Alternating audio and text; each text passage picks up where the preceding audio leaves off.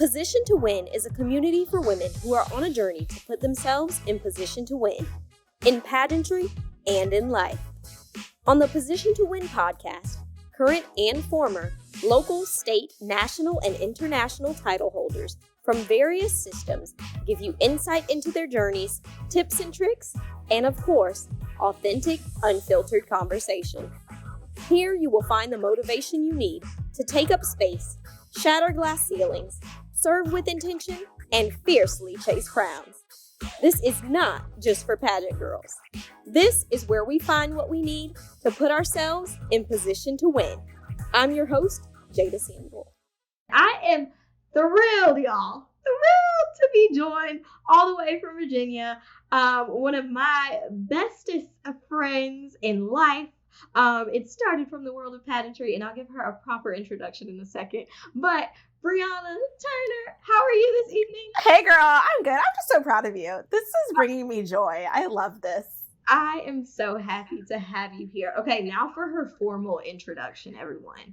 She is a graduate of George Mason University, holds a Master of Public Health from Virginia Tech, is currently a second-year PhD student studying translational biology, medicine, and health, while serving as the program director at Huddle Up Moms, a community-based organization that supports women on their motherhood journeys in Southwest Virginia. She is also the first woman to hold the title of Miss Virginia Volunteer, and she is the founder of Sisters with Ambition, a member of Alpha Kappa Alpha Sorority Incorporated. She's a health advocate, a frequent guest speaker and contributor, and again, outside of all of those things, she is one of my best friends and favorite human beings. So welcome. Hey girl. And also for those who don't know, it went down in the DMs. I sent Jada a random DM one day. That's how we cultivated this friendship. We connected on Instagram. We are in the same sorority. We were both competing in the Miss America organization at the time. I don't even know if we had mutual followers. I don't know, but it's crazy because I followed one of your organizations on Twitter. And I had reached out to them. And then later I made the connection that you were the founder. Can I say it? Am I allowed to say it? Oh, absolutely. Yeah. I Shape Me. And so I was like, I have to be involved somehow. And then I think like a year later, I don't know. Then we connected on Instagram and it's history. So the organization that she founded, Sisters with Ambition, was very similar to I Shape Me in a lot of ways. So we just really connected on so many different things at the time, and it's evolved from a pageant friendship and like, oh, we're like two Black women competing in southern states for Miss America state titles, and it's evolved into one of my favorite friendships, truly. Literally. I'm really grateful that it went down in the DMs. So Love you never know what can happen from the DMs, people. Results may vary, but you may never know. You never know. I have to give that disclaimer. Results may vary. This one's solid. So yes. I'm really grateful. So, one of the things that is so funny about this podcast, and when I was preparing, I was like, obviously, like, this is a pageant podcast. We have to talk about pageant journeys. I don't remember Breana's story about why she decided to compete in pageants. So I'm going to ask her that question, and you guys are going to get that information for the first time, and I'll probably get it for the second time. So Breana, why did you start competing in pageants? What led you to this world of pageantry? So it's funny because I always wanted to do a pageant, mostly because I was attracted to sparkles and gowns at a very young age. It's something my grandma and I would bond over, and we would actually, I know pageants are not like this, do not come for me, but I would watch Toddlers and Tiaras because that was my only frame of reference at the time. And growing up, I took piano lessons, and as a way to get out of doing my music theory, I saw my piano teacher's Miss Virginia portrait in the hallway. Being the inquisitive woman I am, again, I was just trying to stall. I asked her about Miss Virginia and her experience. Long story short, when I turned 13, Miss America was in Vegas at the time, and she was like, you should watch Miss America tonight. I think you might like the Miss Virginia. Well, Caressa Cameron, now Caressa Cameron Jackson, she was competing for the title of Miss America, and for the girls that don't know, she won. I remember everything from that yellow gown to the way she sang. Listen, I remember her mom crying in the audience, Miss Laverne. She's so sweet. And in that moment, I was like, okay, so I'm going to do that one day. I don't know how I'm going to do that, but I'm going to be on somebody's stage. I am a planner, type A, completely Enneagram 3. I had to like figure out how to like, like if I'm going to do it, I'm going to do it big, right? We So Enneagram 2 for all of those who are listening. It's so funny because we genuinely just bond over like so many different things. Yes. But yeah. You and your Carissa Cameron story, I remember it now. Yes. So beautiful. I scouted out local competitions and I had to watch to see if I could do it. I did a competition at my school. I was Miss Black George Mason 2017 to get my confidence up. Like, did I really want to do this? We had to have a platform too. So I did an initiative on the school's campus. It was actually called Exposed, and it basically bridged the gap between the underclassmen Black women and upperclassmen Black women because we did not have a community.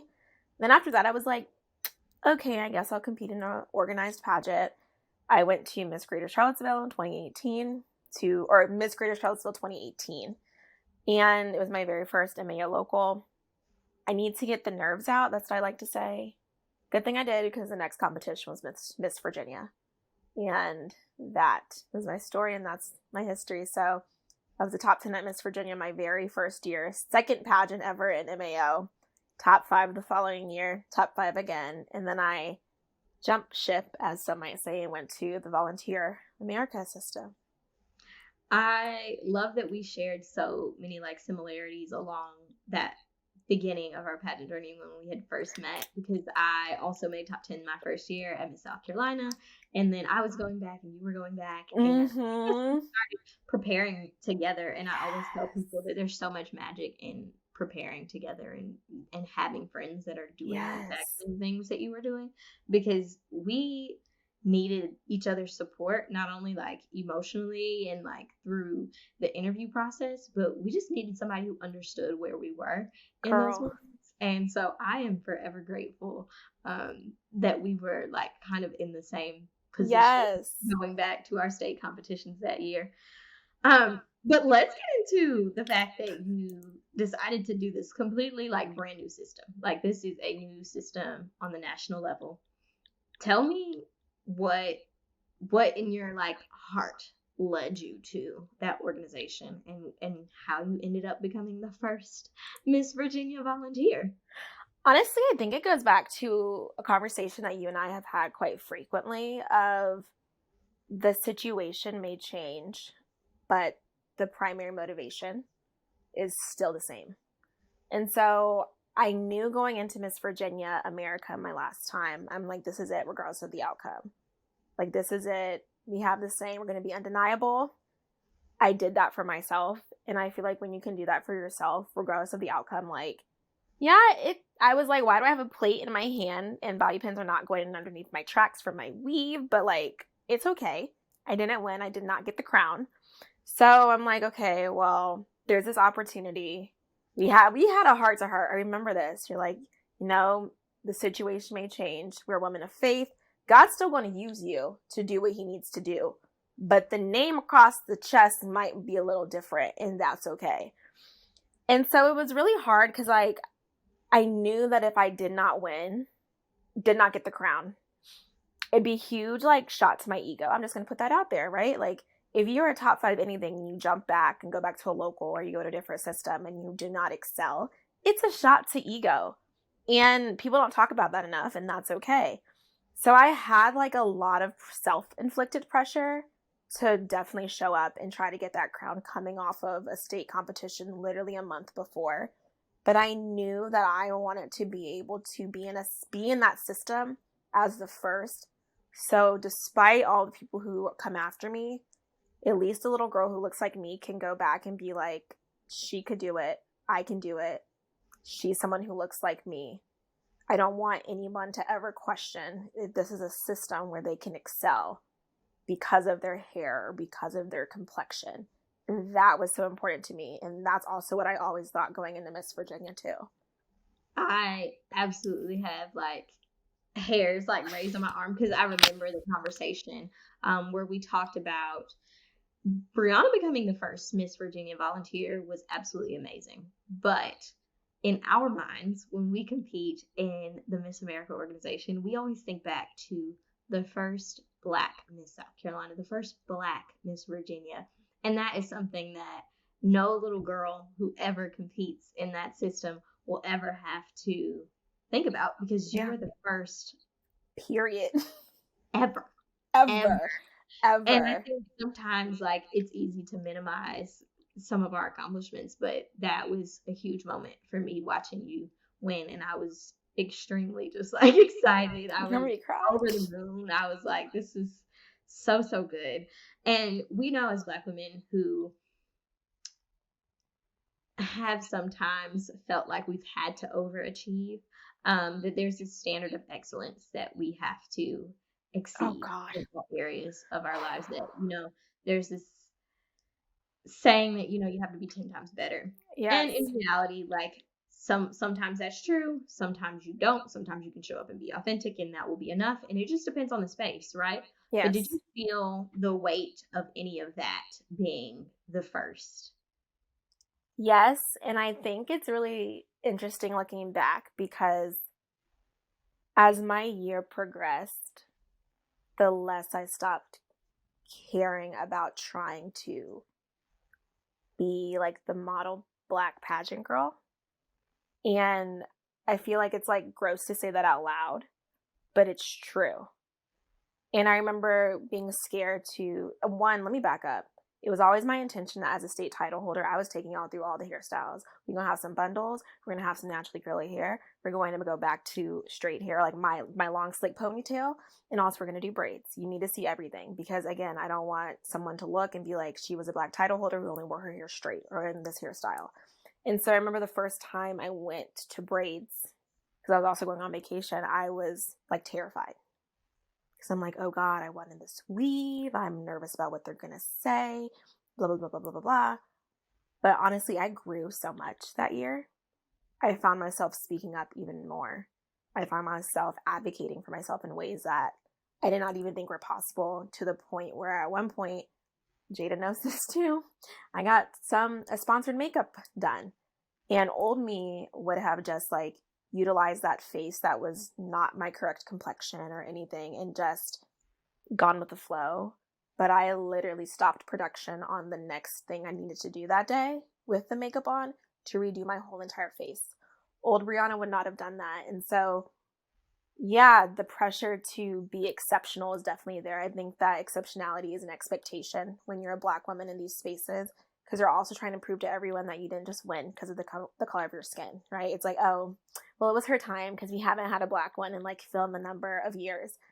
So I had that pressure, but at the same time, my authentic self and authenticity became so much more important as I progressed through that year. And especially after nationals, I was like, no, like, I'm going to do it my way. And I'm going to make sure that I leave a legacy, and I'm going to make sure that I never compromise myself, so nobody else will have to feel like that. I absolutely love that. And I love that you talk about just like showing up for yourself and using that year to just kind of like understand, like, okay, I have to show up for myself, because if not, then the next person after me is not going to feel that they can do the same. And so you're kind of like setting this tone for like the person after you as the first. Yes. Not only were you showing up for yourself in this realm of pageantry, but you have competed in undergrad, you've competed through your master's degree, and you started a PhD immediately after. Because I'm crazy. Giving away a state title. And that's a lot of stress. And although our episode is not about stress, let's talk about how you use that time to mold your platform around some of the things that you were learning throughout your undergrad, master's degree, and what you were about to enter in your PhD program. Because I feel like a lot of times people think that their platform has to be stagnant. It has to be the same every year. And your platform, ladies who are listening, your platform can grow and change with you. And this woman has definitely been an example of that. So can you talk about how your academic journey kind of shaped your platform or social impact, whatever you want to call it. Should I need to give like the 60 seconds, the pitch real quick. But my platform is called Raise Advocating for Women's Health, and Raise is an acronym that stands for Resilience, Ambition, Integrity, Support, and Empowerment. And one thing that's really important in the field of public health and just in life in general is that health is more than the absence of illness. It is everything, mind, body, soul. It's your relationships that you have with people. And so it was really amazing being able to mold my passion with my platform and also with my education. It kind of made me a triple threat that I was able to actually speak about things from an educated standpoint, as well as having my own opinions. But as I gained more knowledge and also as I became more comfortable with self and able to be vulnerable, I was able to even provide my own anecdotes and stories as I spoke different events about my platform, or even going into national and the state competition first and nationally. And I know over the last year, mental health within the pageant space has really been a hot topic for relevant reasons, the death of Chesley Christ. And for me, I would have been really remiss to, one, not be open and honest and vulnerable, because that triggered something for me in a way as a Black woman who's really high achieving, who was also pushing a lot of my own mental stuff aside, and made me reflect and look in the mirror. And so I didn't want to exploit Chesley's death. So after about a month or so, I became very open and honest about the fact that I take an anti-anxiety medication now, and making sure that you are okay mentally is a part of health and wellness as a whole. And that is something that Raise Advocating for Women's Health on the Miss Virginia Volunteer Instagram page discuss. I would do Wellness Wednesdays. And so every week I would talk about something as small as laughter could be the best medicine, to let's talk about mental health or cardiac health. And so it was really amazing as someone who I like to say I'm very multidimensional, have a lot of different facets of my life. Health also is extremely multidimensional, and being able to have a platform that reflected that. And I would like to say that I did it in a very powerful and intentional way, was really beautiful and extremely important throughout my year. And Thomas is still a piece of me. She might be brought back one day when I have more time, but I think it's awesome being able to have something that you can grow and nurture, and it makes a difference. Unsolicited pageant advice from me, and not just from Jada. Pick something you're passionate about and not something that you think looks good, because the girls can see right through it. Okay. And then also you're not going to have fun just doing something random because you think it looks pretty on your resume. It's just not enough. It's just not enough. Challenge yourself. It's definitely not enough. And I know that we've had our separate conversations about how the things that we do align and connect. And on the last episode of Position to Win, if anyone's listened, Andalyn and I talked about how things connect in our lives and how things have connected in her life through pageantry. And I didn't go into my story, and I don't have to on this episode either, but I think that you have so many connections that are happening in your life, to bring you back to what this true purpose is in life, what your true purpose is in life. And so the most important thing that I want listeners to gain from this episode is that you can and still will be winning when the crown is no longer on your head and the sash is no longer across your chest. This is something that is going to propel you in so many different ways if you let it. Yes. If you lean into authenticity, if you lean into doing something that truly aligns with who you are and the things that you believe in. And so one of the things that Breana and I talked about often was making the title work for her just as much as she worked for the title. We had a few conversations about leveraging your time as a title holder to become this true voice in the women's health space. And you've worked towards that goal, and so many things have aligned for you. Can you talk about how your platform is now kind of aligning with some of your life goals? Absolutely. Well, one, I feel like we're going to touch on this later, but I just remember talking to you being terrified to end my year, because for the first time in years, I was not going to be a Miss whatever. And I was like, is my voice even going to be relevant? Am I still going to be able to have opportunities? I remember you probably on the other side of the phone, like, this girl crazy. Like, what is wrong with her? Like, the whole year we were working towards making sure that things would still be possible. And here she goes doubting herself. But that was very, very real for me and very, very scary because it's so easy. You know, pageants are beautiful. Do not get me wrong. They have the potential to be very beautiful, but it's also really real to use those positions as a crutch when your authenticity in yourself even allowed you to get the title of Miss whatever, Miss State, Miss Local, Miss National. And so the same power that you had going into that interview to get the crown is the same power you're going to have when you walk off that stage for the last time. And it's taken me, it's almost 6 months, right? 6 months post-August, some time to be like, okay, Breana, you're still doing it. Like, girl, what were you even talking? You're doing it better now. And you know what? This is why you also still need all of those people in your circle to remind you, because I'm often reminding her, like, you are still a women's health advocate. Like, you're on the news, you're contributing to, podcasts, you're contributing in your role now as a program director. So you're doing so much, and it's all connecting. Yes. And I want more girls to choose things that they are passionate about so that they can see how all of this can connect for you. Absolutely. Can be used to enrich your life in ways that you never thought were possible. Absolutely. But going back, what was the OG question? Just how, can you just read it again? My bad. Just tell me how all of this has connected to help you kind of align with some of your life goals. So one thing's for certain, two things for sure. Power of the tongue is real. And you need to speak life into your life.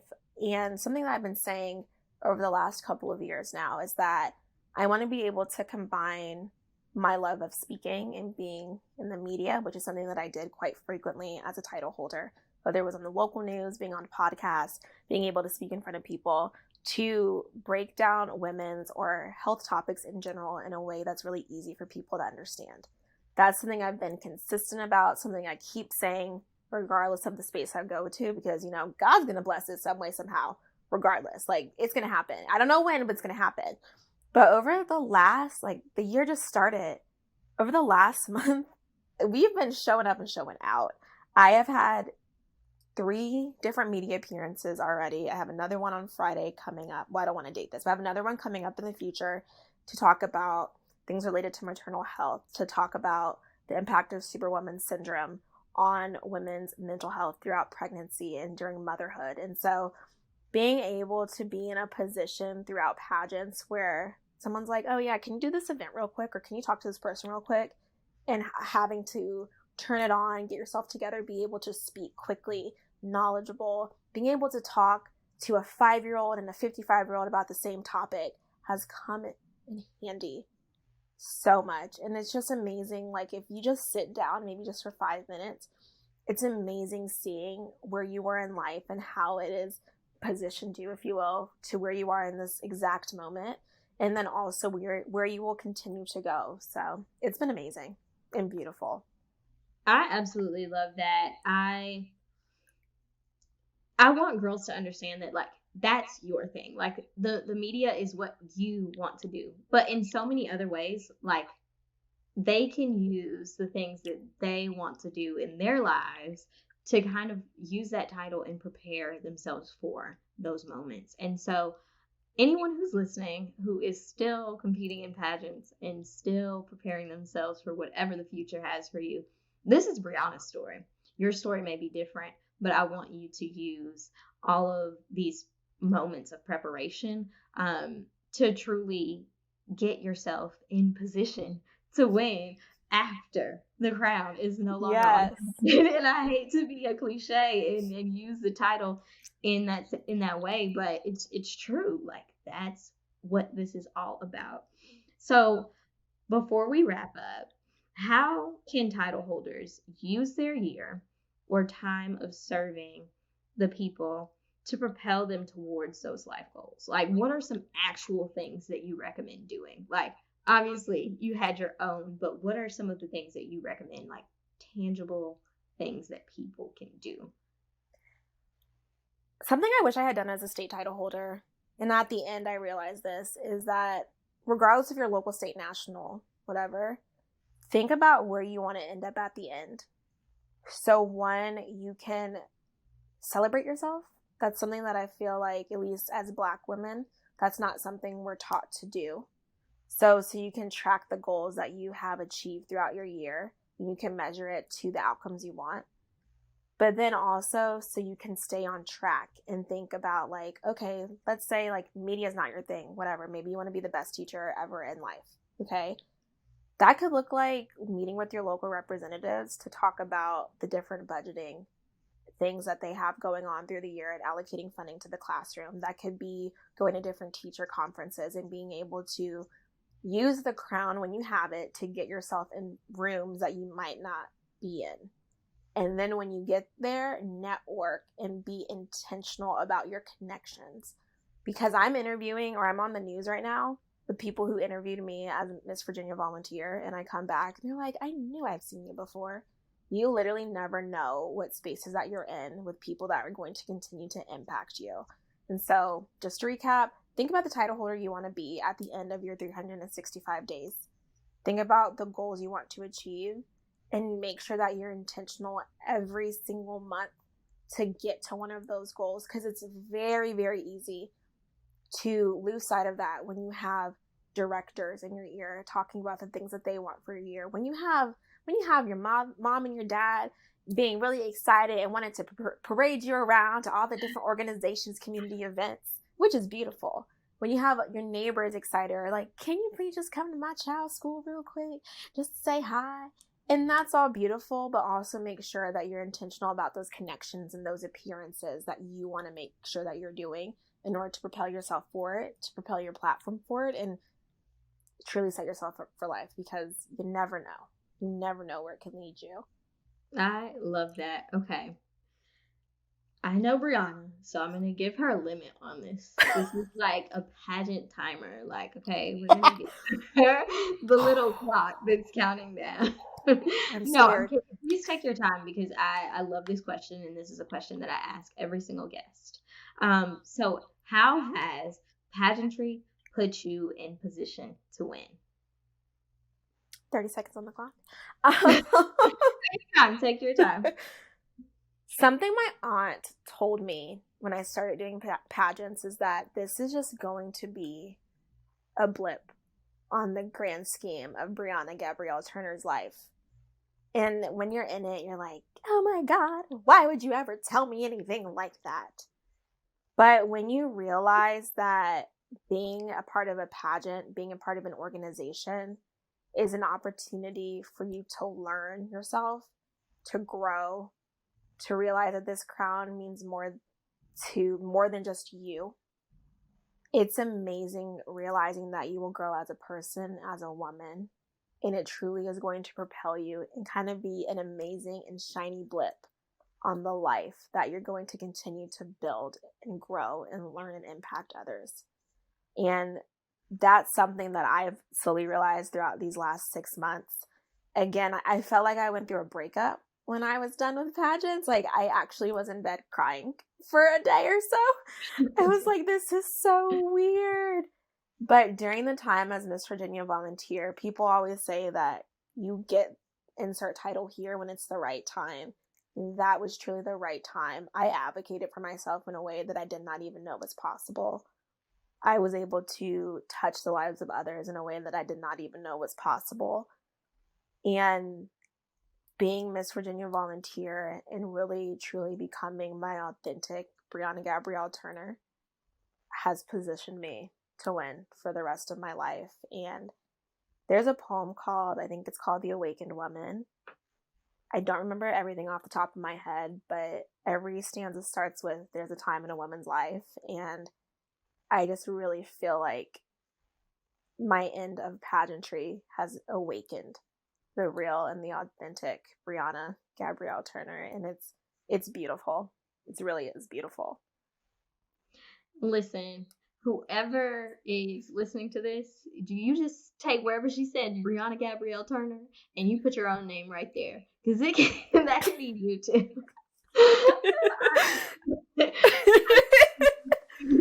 Thinking person.